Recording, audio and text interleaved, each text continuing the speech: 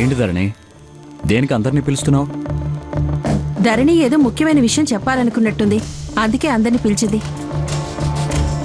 ఏంటా విషయం ధరణి? ఆదిత్య గారు, మీరు చెప్పారని నేను రాజ్మహల్కి వెళ్ళాను.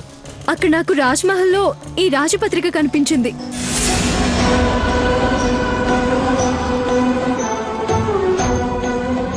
ఇందులో నాకు ముఖ్యమైన విషయం తెలిసిందండి.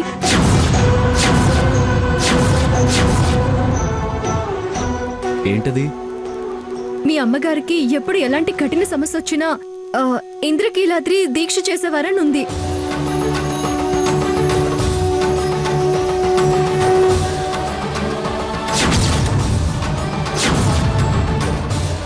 నాకు మన నిశ్చితార్థం సమస్య ఉంది.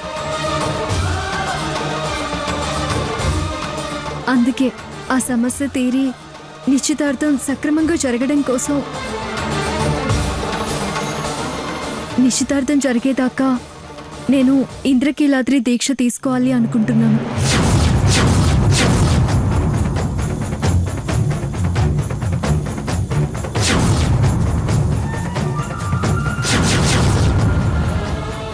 ఏంటి, ఇంద్రకీలాద్రి దీక్ష తీసుకుంటావా? అవును. ధరణి, అవును అన్నంత తేలిక కాదు ఆ దీక్ష చేయటం. నిష్టలు నియమాలు చాలా ఉంటాయి. కటిక ఉపవాసం చెయ్యాలి.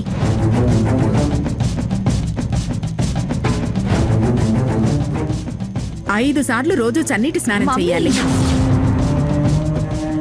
తను చేస్తానంటే నువ్వేంటి అవ్వుంటాయి ఇవ్వుంటాయి అని భయపెడతావు? భయపెట్టడం లేదే, కష్టమని చెప్తున్నాను. ధరణి, ఒకసారి బాగా ఆలోచించుకో.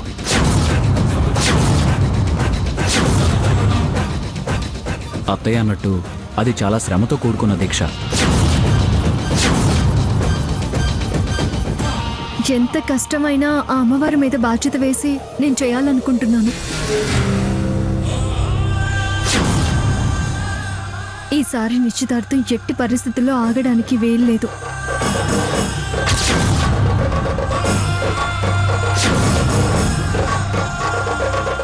నా దీక్షకు మీ అందరి సహకారం ఉంటే చాలు. ఇష్టంగా చేసేది ఎప్పటికీ కష్టం అనిపించదు. ధరణి, నువ్వంత ఖచ్చితమైన నిర్ణయం తీసుకున్నాక ఎలా అయినా దీక్ష చేసి తీరగలవు.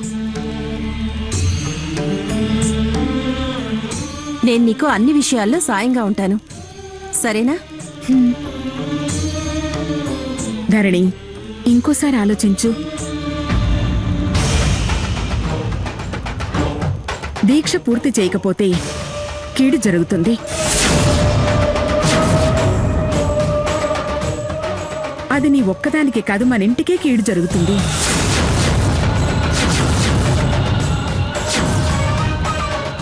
లేదండి, పూర్తి చేయగలనన్న నమ్మకం నాకుంది.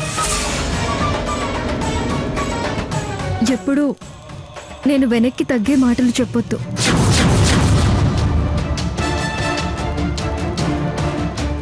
వీలైతే ధైర్యం చెప్పండి. నిర్విఘ్నంగా నేను ఈ దీక్ష చేస్తాను. సరే ధరణి, నువ్వంత పట్టుదలగా దీక్ష చేయాలనుకుంటే 1కి 10 సార్లు వద్దంటం కూడా తప్పే.